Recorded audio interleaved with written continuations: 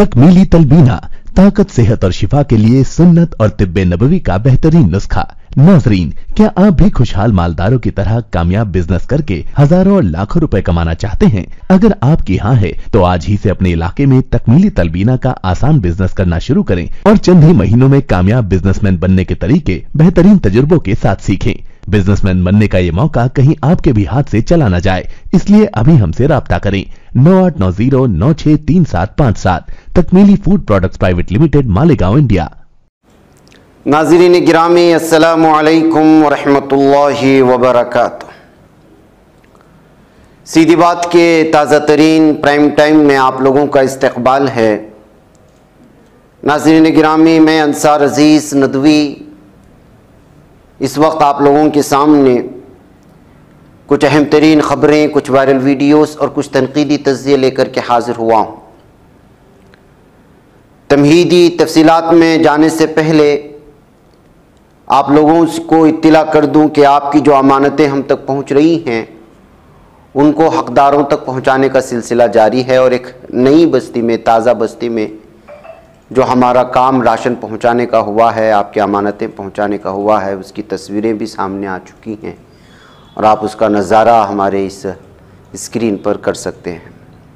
आप जानते हैं कि हर साल रमज़ान के मौके पर हम कहाँ, किन बस्तियों में, किन जो है ज़रूरतमंद मिस्कीन बेवाएँ और मज़दूर, वो तबक़ा जिनकी ज़रूरतें पूरी नहीं होती साल भर में, उन लोगों तक जो है ये सदक़ा व ज़कात के और भी जो दीगर मुद होते हैं उनकी वो वहाँ तक पहुँचा करके रमज़ान में, ताकि किसी भी तरह सहरी और इफ्तारी में उनके लिए जितना मुमकिन हो सकता है उनका सपोर्ट हो सके, उसको करने की कोशिश करते हैं।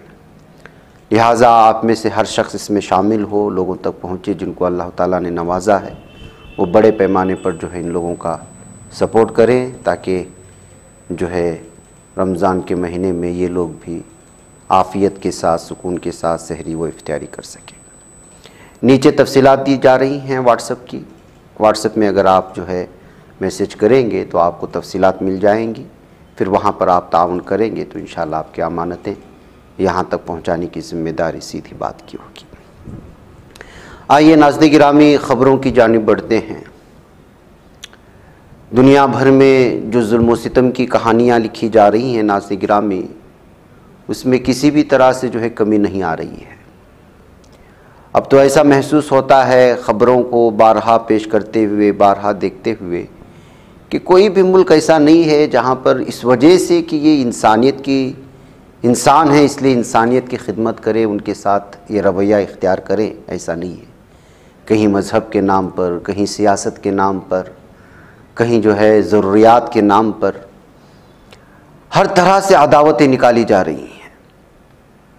कल ही इंटरनेशनल वुमेंस डे, बैनुल अक़वामी ख़वातीन के दिन का इख्तिताम हुआ और हमने कल भी कुछ तस्वीरें दिखाई थी। आज भी ये ताज़ा तस्वीरें आई हैं लखनऊ में खून आलूदा टीचर्स की।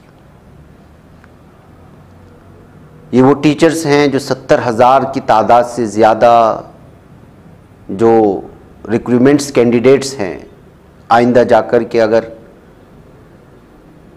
टीचर्स के लिए ये पढ़ाएंगे, लिखाएंगे, लेकिन इनको ओहदे नहीं मिल रहे हैं। गुज़श्ता 2 साल से ये लोग अपना हक़ पाने के लिए लगातार एहतिजाज कर रहे हैं, लेकिन बदले में इनको सिर्फ़ और सिर्फ मार पड़ रही है, पुलिस की लाठी, खींचातानी।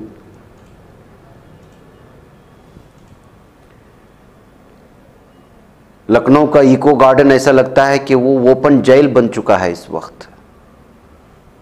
ख़वातीन को मारा जा रहा है, टीचर्स को मारा जा रहा है, घसीटा जा रहा है, और सिर्फ वजह उसकी ये है कि वो अपना हक़ मांग रहे हैं।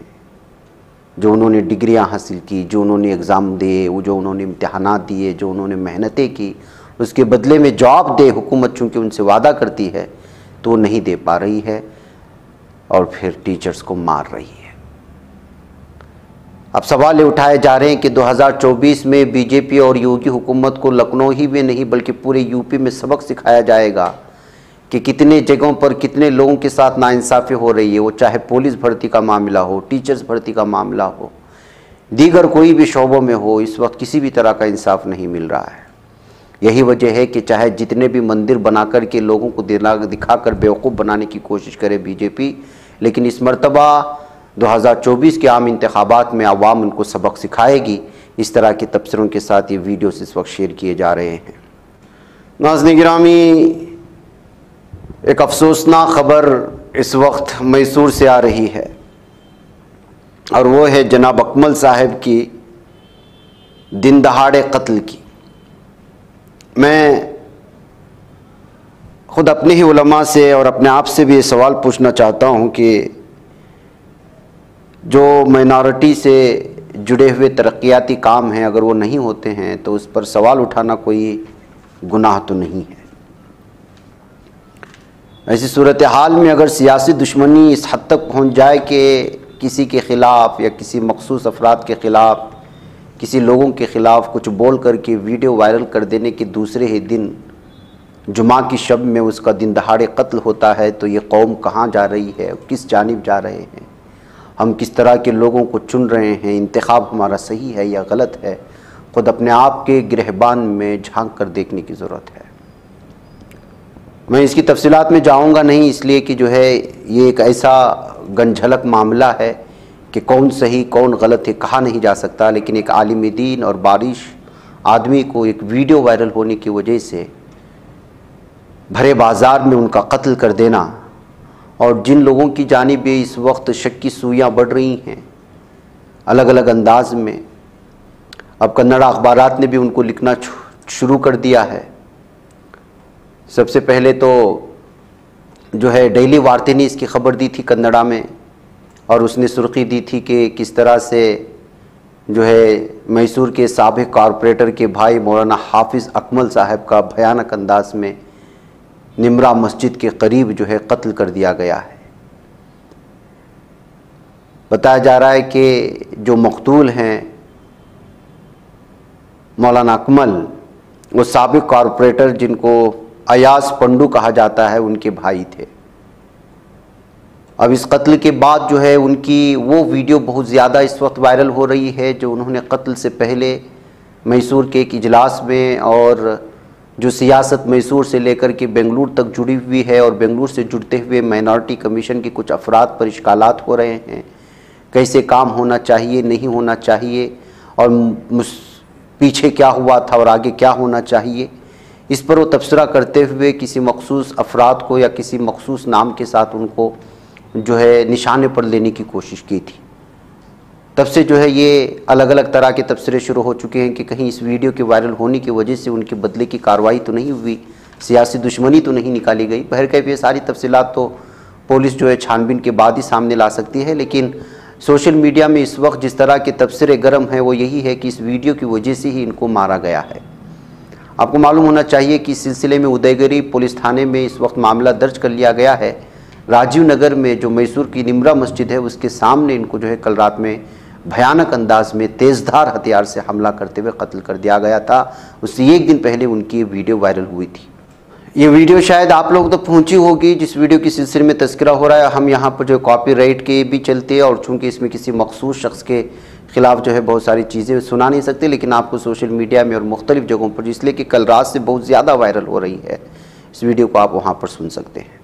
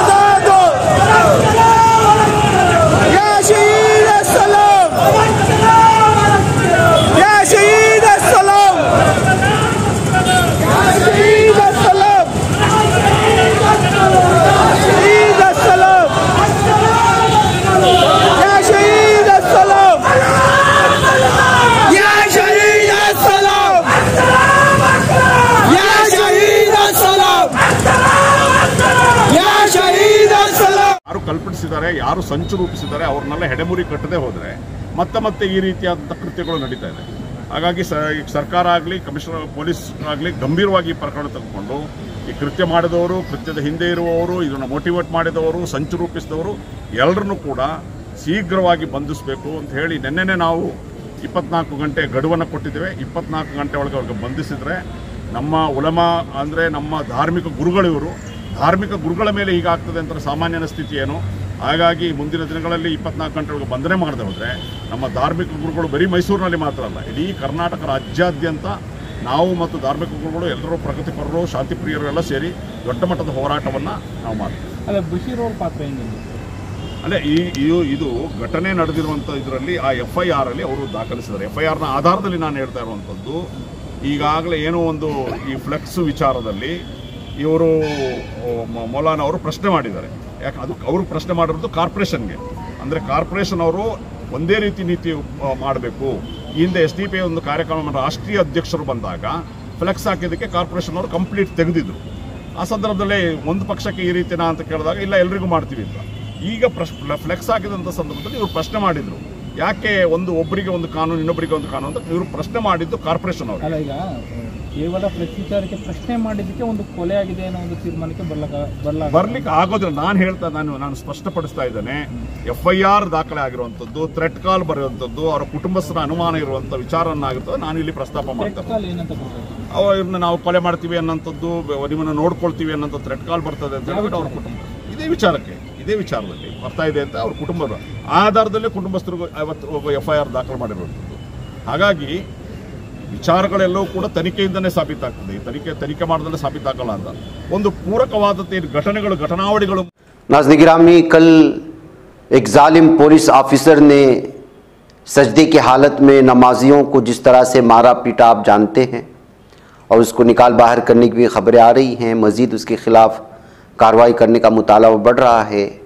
इंदरलोक एरिया में यह मामला आया था। अब उसी एरिया में पुलिस और दीगर जो है 3 अलग अलग सिक्योरिटी एजेंसियों की टुकड़ियों ने जो है इस वक्त मैदान संभाल लिया है, और सब जगह पुलिस और दीगर फौजी अफसरान जो है वो मार्च कर रहे हैं ताकि किसी भी तरह की सूरत हाल को निपटाया जाए। जाहिर सी बात है कि कल जो सूरत हाल दिल्ली के इंदरलोक इस इलाके में बनी, नमाज पर हमले करने के बाद में उस पर काबू पाने के लिए और किसी भी तरह की सिचुएशन को हैंडल करने के लिए यहाँ पर पुलिस अफसरान के अलग अलग टुकड़ियों को जो है तैनात किया गया है।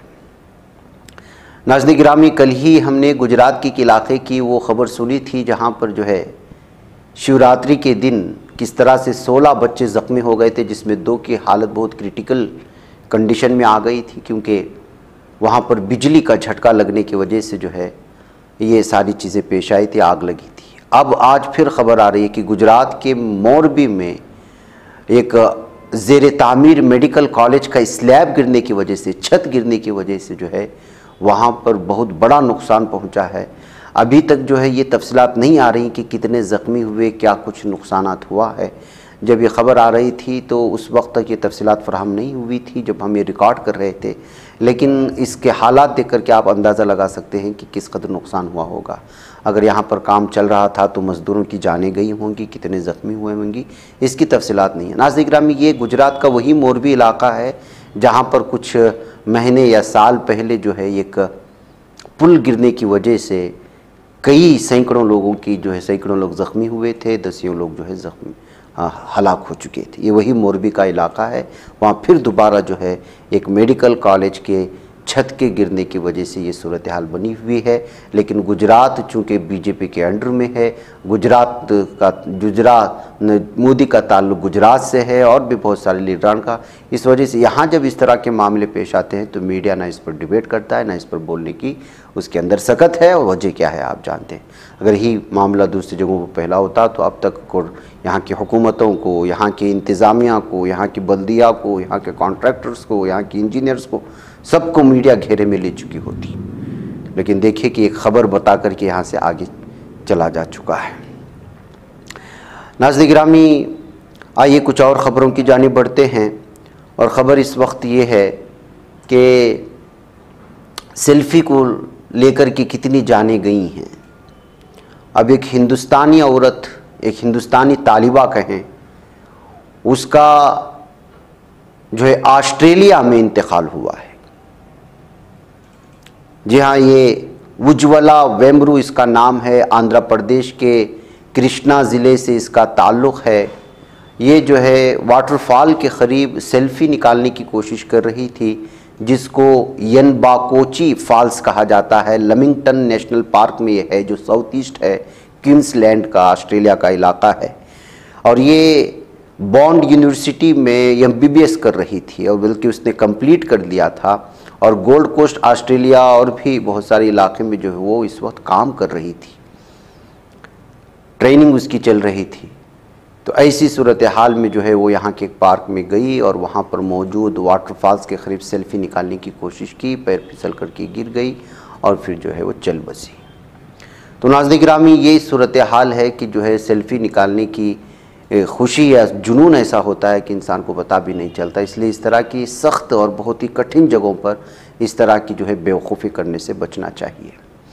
नाज़रीन गिरामी, लालू प्रसाद यादव ने जिस तरह से परिवार को लेकर के PM मोदी पर वार किया था, लगता है कि वो बहुत ज़्यादा असर कर गया है। लालू प्रसाद यादव पर तो वैसे भी बहुत सारे केस ऑलरेडी चल रहे हैं, वो जेल में रह कर के भी वापस आ चुके हैं। ऐसे में अब उनके करीबियों के घरों पर जो है एजेंसियां छापामार कार्रवाई कर रही है। और ताज़ा खबर आ रही है कि इन्फोर्समेंट डायरेक्टरेट ने हफ्ते की सुबह बिहार के रेत के ताजिर सुभाष यादव के ठिकाने पर छापा मारा। ED की ये छापामारी दानापुर में सुभाष यादव की रिहाइशगाह के अलावा मरछिया देवी अपार्टमेंट, दानापुर में वाटर प्लांट, शाहपुर थाने के तहत दफ्तर और दीगर मकामात पर जारी थी। सुभाष यादव रेत के कारोबार से मुंसलिक बेटसन कंस्ट्रक्शन प्राइवेट लिमिटेड कंपनी के डायरेक्टर हैं और उन्हें राष्ट्रीय जनता दल के सरबराह लालू यादव का करीबी करार दिया जाता है। रेत की तादिद सुभाष यादव के घर या इहाते पर यह पहला छापा नहीं है। इससे पहले भी इन्फोर्समेंट डायरेक्टरेट के साथ साथ इनकम टैक्स डिपार्टमेंट की टीम ने उनकी इहाते की तलाशी और छापा मारा था। अब चूंकि लालू प्रसाद यादव के करीब हैं और हाल ही में लालू प्रसाद यादव ने जो है PM मोदी के परिवार को लेकर के और भी मुख्तलिफ चीज़ों से जो है उन पर तनकीद की थी, उसके बाद से लगता है कि एक बार फिर लालू प्रसाद यादव को घेरने के लिए उनके साथियों पर जो है ये छापामारी कार्रवाई की जा रही है, ये कहते हुए जो है अलग अलग तबसरे किए जा रहे हैं। नाज़रीन गिरामी, आइए कांग्रेस दिल्ली से अलका लांबा और कन्हैया कुमार पर दाव आजमाने की कोशिश कर रही है। कांग्रेस हाईकमान ने जुम्मा को जारी की गई पहली फहरिस्त में दिल्ली से 3 उम्मीदवारों के नामों का ऐलान नहीं किया, जबकि जुमेरात को कांग्रेस इलेक्शन कमेटी की मीटिंग में दिल्ली सीटों पर तबादले ख्याल किया गया था। ज़राए के मुताबिक रियासती कांग्रेस की स्क्रीनिंग कमेटी ने तीनों सीटों के लिए 2 लीडरों के नाम भेजे थे। साथ ही इलेक्शन कमेटी ने रियासती यूनिट को हिदायत दी है कि वो तीनों सीटों के लिए उम्मीदवारों के नामों को हतमी शक्ल दे और एक नाम भेजे। इस वजह से स्क्रीनिंग कमेटी को दोबारा फहरिस्त भेजने को कहा गया है। रियासती कांग्रेस की स्क्रीनिंग कमेटी ने चांदनी चौक लोकसभा हल्के से साबिक MP जयप्रकाश अग्रवाल और साबिक MLA अलका लांबा, साबिक MP उदित राज और साबिक वजीर राम कुमार चौहान को शिमाली मगरब दिल्ली लोकसभा हल्के से और साबिक MP संदीप दीक्षित और रियासती सदर अरविंद को मुंतखब किया है। शिमाली मशरिक लोकसभा हल्के से सिंह ने लोली का नाम भेजा था। बहरकैफ नाज़रीन गिरामी, अब अलका लांबा को क्या टिकट मिलेगी या फिर जो है कन्हैया कुमार पर जो है छप्पा पड़ेगा, ये सारी चीज़ें अब देखी जा रही हैं। जाहिर सी बात है कि अलका लांबा भी एक दिल्ली में जाना माना और पहचाना चेहरा है और ख़ूब उनका जो है यहाँ पर तारुफ भी है। तो वहीं पर कन्हैया कुमार तो पूरे भारत में ये मशहूर जो है चेहरा है। इस सिलसिले में किस पर दाव खेला जाएगा, इसको लेकर के तबसरे शुरू हो चुके हैं कांग्रेस में। जाहिर सी बात है कि अब जो है 2024 के आम इंतखाबात जो है उनकी आमद है। इसी सूरत हाल में अब जो है ये खींचातानी का सिलसिला खुद अंदरूनी सतह पर भी चलता रहेगा। नाज़रीन गिरामी, एक बार फिर जालिम दहशतगर्द इसराइल की जानिब से खबरें ये आ रही हैं कि आज उसने रफ़ा बॉर्डर पर एक बार फिर हमला किया है। यहाँ पर एक रेसिडेंशियल टावर पर हमला किया था, जिसमें जो है शहीदों की तादाद में इजाफा बताया जा रहा है और बहुत ज़्यादा जो है आज इस वक्त जब मैं रिकॉर्ड कर रहा था उस वक्त ताज़ा खबर आ रही थी। अभी तक यहाँ जो नुकसानात हुए हैं, जो शुहदा की तादाद है, जो ज़ख्मियों की तादाद का सही अंदाज़ा नहीं लग पा रहा है, इसलिए कि कोई भी अभी तक ऑथेंटिक खबर इसकी सिलसिले में नहीं थी। अलबत्ता रफ़ा के एक रेसिडेंशियल टावर पर हमला करने और बच्चों की ज़ख्मी होने की और शहीद होने की खबरें लगातार आ रही हैं। एक तरफ ये है तो दूसरी जानिब नाज़रीन गिरामी जो है लबनान की जानिब से बुरकान मिज़ाइल के ज़रिए अल-बगदादी नामी इसराइली जो है एक साइट पर हमला करने की खबरें सामने आ रही हैं, जो है डायरेक्ट हिट करके जो है इसराइलियों को और उसके बेस पर मौजूद वहाँ की सहयूनी फौजियों को नुकसान पहुँचाने की खबरें भी सामने आई। इसके अलावा नाज़रीन गिरामी, इस्लामी तहरीक मज़ाहमत हमास की सियासी ब्यूरो के रुकन गाजी हमदान ने कहा है कि इसराइली काबिज़ हुक्काम ने मुज़ाकरात में नामुमकिन शराइत रखी हैं और वो मुज़ाकरात में संजीदा नहीं हैं। उन्होंने कहा कि गज़ा की पट्टी में बढ़ती हुई कहत की वजह से काबिज़ रियासत पर बैनुल-अक़वामी दबाव है। उन्होंने ये भी कहा कि मज़ाहमती फोर्सेस कई फ़रीक़ों के ज़रिए शिमाली गज़ा में इंसानी इमदाद की तक़सीम को मुनज़्ज़म करने की कोशिश कर रही है। ये भी जोर दिया कि हमास एक बाइज़्ज़त मुआहदे के लिए बातचीत जारी रखेगी जो जंग के खात्मे, काबिज़ दुश्मन फ़ौजी गज़ा से इनक़िला, तामीर नौ और बेघर होने वालों की वापसी की ज़मानत देता है। गज़ा में इंसानी इमदाद पहुँचाने के लिए काबिज़ रियासत मज़ीद दबाव डालने का उन्होंने दुनिया की ताकतों से मुतालबा किया है। नाज़रीन गिरामी, गज़ा की पट्टी में सरकारी इंफॉर्मेशन ऑफिस ने कहा है कि पट्टी की फ़िज़ाई हदूद में होने वाले बेतरतीब हवाई जहाज़ के एयर ड्रॉप ऑपरेशन के नतीजे में 5 अफराद शहीद हो गए हैं। देखिए, एक तो यहाँ के लोग शहीद हो रहे हैं जालिम दहशतगर्द इसराइलियों के बमबारी की वजह से। अब जो उनके लिए एयर ड्रॉप किया जा रहा है, यानी कि आसमान की बुलंदियों से जो उनके लिए सामान भेजा जा रहा है, खाने का इमदादी सामान, बिलखुसूस अमेरिका की, उसके लगने से भी जो है अफराद शहीद हो रहे हैं। ये सामान बुलंदी से शहरियों पर गिराया गया जिसके नतीजे में 5 शहरी शहीद और मुतादिद ज़ख्मी हुए। जाहिर सी बात है, इतनी बुलंदी से पर आप जो है एक लदा भदा एक मजबूत चीज़ फेंकेंगे तो लोगों को क्या पता है कि वो कहाँ गिरेगा। नतीजा ये हो रहा है कि उसके अंदर दब करके लोग जो है शहीद हो रहे हैं। सरकारी मीडिया ने कहा कि गज़ा के महसूरीन और जंग से तबाहाल अवाम की बेहतरी और भलाई फ़िज़ा से सामान गिराने में नहीं, ज़मीन के रास्ते खोले जाएँ, कहत को गहरा होने से रोका जाए और फौरी तौर पर हज़ारों टन इमदाद गज़ा मुंतकिल की जाए। उन्होंने वज़ाहत की कि इमदादी लैंडिंग की कार्रवाइयाँ एक इंसान दोस्त, इंसान और ख़िदमत के किरदार के बजाय एक दिखावे और प्रोपेगेंडे का किरदार अदा करती है। 7 अक्टूबर से इसराइली काबिज़ फ़ौज ने अमरीकी यूपी हिमायत से गज़ा की पट्टी के ख़िलाफ़ अपनी जारियत रखी हुई है। इसके तैयारे हॉस्पिटलों और इमारतों, टावर्स और फ़िलिस्तीनी शहरों के घरों पर लगातार बमबारी कर रहे हैं। उधर यमनी अंसारुल्लाह ग्रुप के सरबराह अब्दुल मलिक अल हूसी ने कहा है कि इसराइलियों को फ़ैसलाकुन फ़तह की कोई उम्मीद नहीं है क्योंकि वो मुतकब्बिर होकर कत्ल-ए-आम और नस्ल कुशी कर रहे हैं। उन्होंने कहा कि दुनिया गज़ा के जराइम और बर्बरियत के ख़िलाफ़ मुत्तफ़िक़ है और वो अमरीका और बरतानिया को छोड़कर उसे रोकने का मुतालबा कर रहे हैं। फ़िलिस्तीनी अवाम की साबित क़दमी और फ़िलिस्तीनी कौम के अज़्म ने अमरीका, इसराइल उसके दूसरे हवारियों को सख्त मायूस कर दिया है। अंसारुल्लाह के रहनुमा ने कहा कि इस हफ्ते की गई मुज़ाहमती कार्रवाइयों की तादाद 8 थी, जिसके दौरान 7 जहाज़ों को 19 मिसाइलों और ड्रोन से निशाना बनाया गया। यानी एक हफ्ते में अंसारुल्लाह ने 7 जहाज़ों को निशाना बना करके अमेरिका और बरतानिया को तबाह किया है, उनके जहाज़ों को तबाह किया है और 19 मिसाइलों से और ड्रोन से निशाना बनाया गया। उन्होंने कहा कि अमेरिकियों के हाथों मासूम लोगों के हाथ खून से रंगे हुए हैं, मासूम फ़िलिस्तीनियों के। उन्होंने कहा कि अमेरिकी ने खुराक का सामान हवा से गिराया जो 3 या 4 ट्रकों से ज़्यादा नहीं। उसने अपने इर्द गिर्द जमा होने वालों को मारने के लिए दुश्मन के साथ हम आहंगी की थी। उन्होंने जोर देकर कहा कि अमेरिका गज़ा के बाशिंदों के सरों पर गिराए जाने के लिए दसियों हज़ार बम और टन बारूद फराहम कर रहा है। एक तरफ बारूद फराहम कर रहा है और दूसरी जानिब कुछ जो है वहाँ पर इमदादी जो है सामान गिरा करके लोगों को बेवकूफ़ बनाने की कोशिश कर रहा है। ये अंसारुल्लाह ने बयान जारी किया है। नाज़रीन गिरामी, इस दरमियान में ख़बर आ रही है कि सऊदी अरब ने एक बार फिर गज़ा पट्टी में जंगबंदी के लिए जो है कोशिशें शुरू कर दिया है। 6 फ़रीक़ी इजलास की मेज़बानी करेगा सऊदी अरब अगले इतवार को, जिसमें सऊदी अरब, कतर, इमारात, उर्दून, मिस्र और फ़िलिस्तीन शिरकत करेंगे। इस बात की एक ज़रिए ने अल अरबिया को तस्दीक की है। इजलास में फ़िलिस्तीन की जानिब से फ़िलिस्तीन लिबरेशन ऑर्गेनाइजेशन की एग्जीक्यूटिव कमेटी के सेक्रेटरी हुसैन अश-शेख इजलास में शिरकत करेंगे। इजलास में गज़ा की पट्टी पर जंग के खात्मे के तरीक़ेकार, इमदाद मुतारिफ़ कराने और फ़िलिस्तीनी रियासत के क़याम के हवाले से अगले मरहले के इंतखाबात पर मुत्तहिदा अरब मौक़िफ़ पर तबादला ख़याल किया जाएगा।